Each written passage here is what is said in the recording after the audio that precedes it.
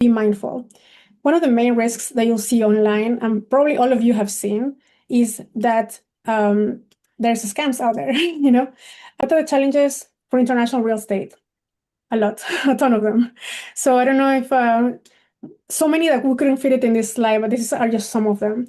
Some risks to consider on international real estate. Number one for us has been that there's no access to an MLS that is, countrywide outside of US, Canada, and maybe a couple of the countries.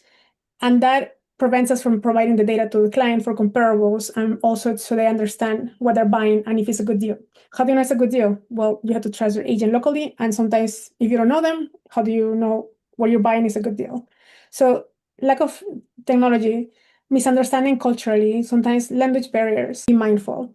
One of the main risks that you'll see online, and probably all of you have seen, is that there's scams out there, and what happens with the scams out there? Well, the client can get in trouble because they'll see something that is super beautiful online and then it looks like it's a real property, but then they click it, these people gather information, phone number, name, email, and start blasting on properties that might or might not be real. Sometimes if it's too good to be true or the price is too low to be, it's like such a great deal, maybe that's not, the best property for you, or you have to compare, you have to ask somebody that knows in the area, because buying from an online ad, it's a beginning, the starting point of your research, but I wouldn't recommend anybody to close right away unless they really know that's a trusted developer. So in other countries, there is no consumer protection, but because of that, we try to do research beforehand so clients don't fall for scams or clickbait something online because it looked nice in the picture. She's gone or he's gone.